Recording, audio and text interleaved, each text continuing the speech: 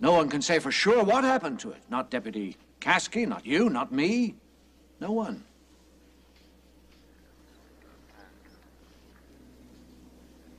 Well, while what happened at the station was probably understandable, it's most unfortunate.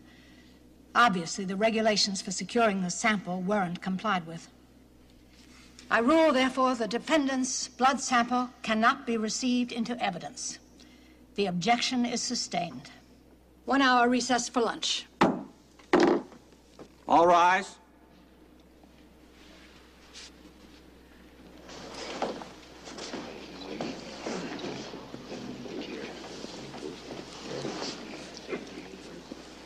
Webster's unbelievable. God, there is no way the jury's going to know Fisk's blood alcohol level now, is there? I'm afraid Then not. how do we prove he was drunk when he hit Lynn? How do we prove he's guilty? Right now, our circumstantial evidence is good.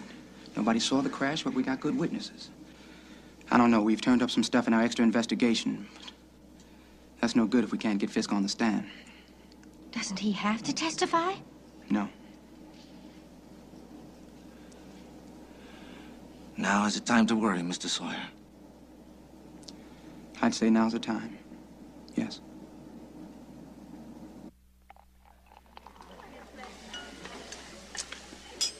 Thomas, my friend, to your health, happiness, and everlasting liberty.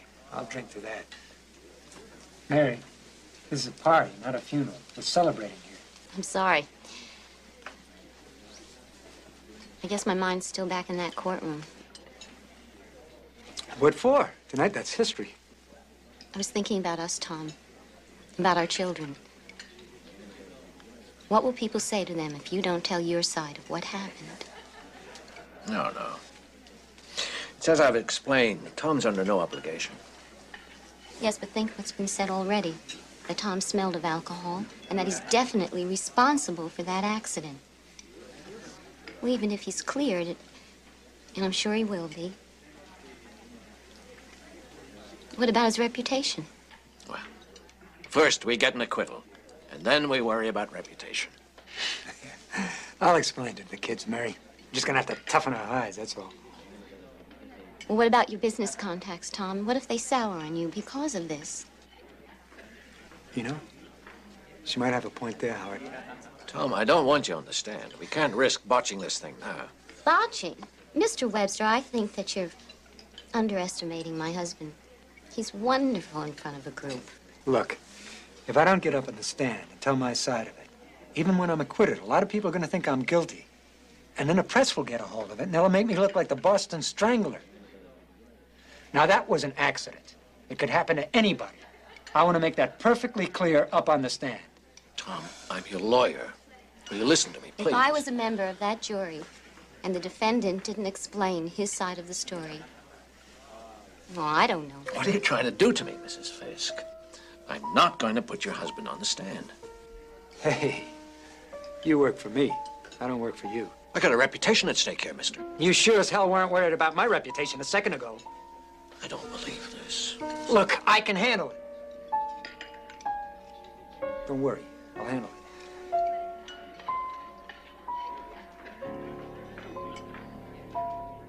Mr. Fisk, what is your occupation? I own a construction company. You a family man? Yes, I've been married for 14 years. I have 2 boys. Let's talk about May 21st. Will you tell the court what you did that day? I visited my 3 construction sites. Now, what time did you finish work? I left early, about 3:30. Did you go straight home? No, I stopped in the Windbriar Country Club. Did you meet anybody there?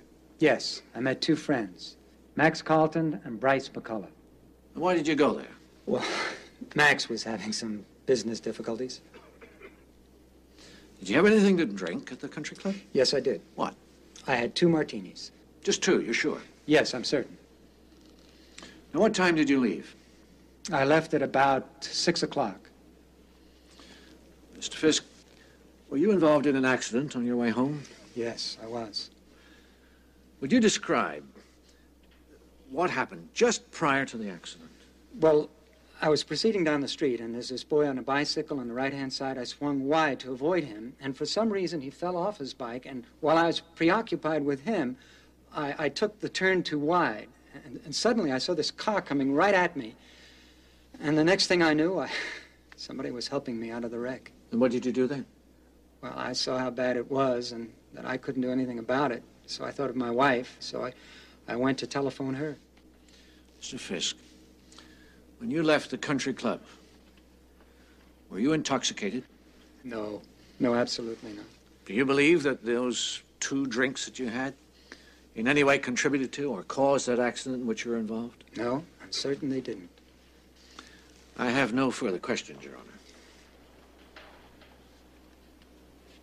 Mr. Fisk, what did you do on the morning of May the 21st? I went to work. Were you in any one place the entire day? No, as I've already said, I visited all 3 construction sites. Do you remember eating breakfast that morning before you went to work? Yes, I took breakfast at one of the kitchen trucks. I think it was on the Monroe site. All right, that's breakfast. Do you remember eating lunch at any time? I always eat lunch at 12 o'clock. That's when I do my paperwork. Did you eat with anybody? No. How long did you take for lunch? Hour or so. Do you remember where you ate? I think it was at Harry's Beef House. While you were at Harry's, nobody joined you at your table at any time during your meal? No. Did you have anything to drink with your meal? I had a martini. How many martinis? Just one. You're sure of that? Yes, I'm sure.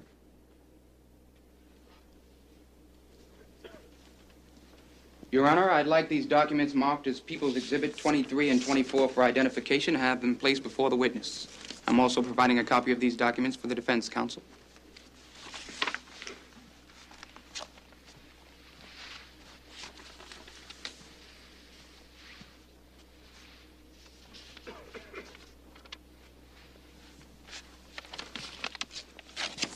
Mr. Fisk? What are those documents? This is a credit card receipt and a restaurant bill. When are they dated? May 21st. Would you tell the court from what business establishment these receipts were issued? Harry's Beef House. Do you recognize the signature? Yes, it's my signature. Mr. Fisk, what is the total amount of your lunch bill? $28. And of that $28, how much did you leave as a tip? $4. And how much for food? $12. How much was your bar bill for lunch on the 21st of May? $12. Excuse me? $12. Martinis at Harry's are $3 apiece, aren't they? Yes. $3 apiece. 12 divided by 3. You had 4 martinis that afternoon, didn't you, Mr. Fisk? Yes. Yes. And 3 hours later, you were drinking again at the Windbriar Country Club. But I only had 2 drinks there. I remember distinctly I ordered just 2 times. During happy hour, wasn't it? Yes, it was happy hour. At happy hour, it's twofers. 2 drinks are automatically served for the price of 1. You had 4 martinis at the country club as well, didn't you, Mr. Fisk?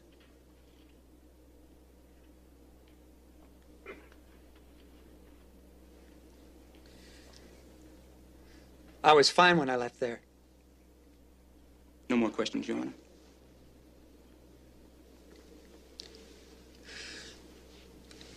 I can hold my liquor. No more questions.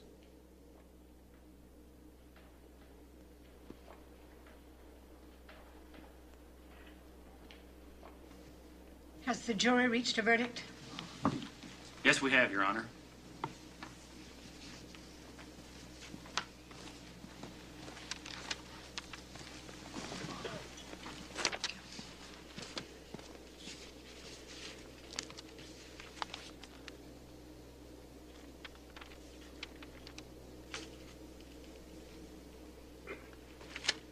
Is the defendant ready to receive the verdict of this court?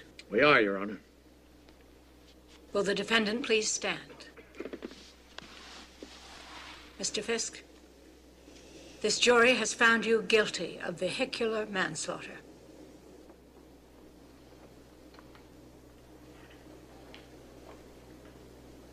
Prior to the determination of sentencing, Mr. Fisk, do you wish to make a statement in your own behalf?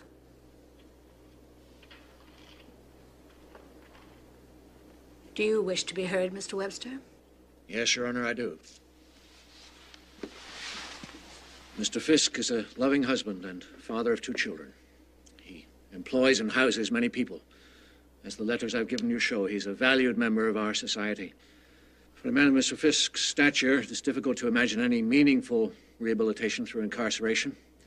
If Mr. Fisk is to atone, let him do so through public service work. The needs of society will be better met. Mr. Fisk will be more fairly served by imposing such a sentence. Mr. Sawyer? Your Honor, during these proceedings, I've become increasingly aware of the tremendous faith Mr. Peterson and his family have placed in our legal system. His faith has been challenged hard and often, but his trust in us has remained somehow, and I beg you not to betray that trust today. Drunk driving is a crime, not an inevitable, forgivable nuisance, and it must not be tolerated. Mr. Fisk has been found guilty of vehicular manslaughter. The sentence is clear: prison. The state requests that he be placed in prison for 4 years, the maximum allowable time under current state statutes. So noted. I have decided, because I have all the relevant information, to pass sentence at this time rather than delay further. Mr. Webster, I have looked through Mr. Fisk's letters of reference, and I concur with you. His is a record of significant community accomplishment. And it's true, jail isn't likely to make a better person out of anyone. So I have considered the options. But what seems clear to me is that the victim in this tragedy, Lynn Peterson, has no options at all. And I cannot excuse Mr. Fisk from preventing her from living a full, productive life. If this or any other court fails to insist on justice, justice fails. Mr. Fisk, I am convinced that a part of you stopped caring about another human life when you entered your car on May 21st. And while you may dismiss your responsibility, the court cannot dismiss the fact that you had a choice that day, and you chose to drink and drive. Consequently, Mr. Fisk, I am going to impose a sentence of incarceration. And I urge you to seek the voluntary alcohol abuse counseling provided by the state's penal system. This sentence will not prevent you from living your life. But I hope and pray it will convince you of the basic responsibility free people owe to other human beings. Accordingly, Mr. Fisk, you will be committed to the state prison for a period of 2 years. Your license will be revoked for an additional year. So is the finding of this court. All rise.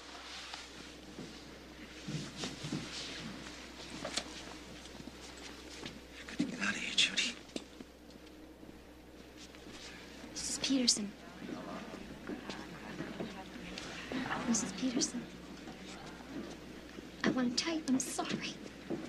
And that my husband's not a bad man. I'm going to do everything I can to see that he gets help. I think we both have a long road ahead, Mrs. Fisk. I hope you find your way.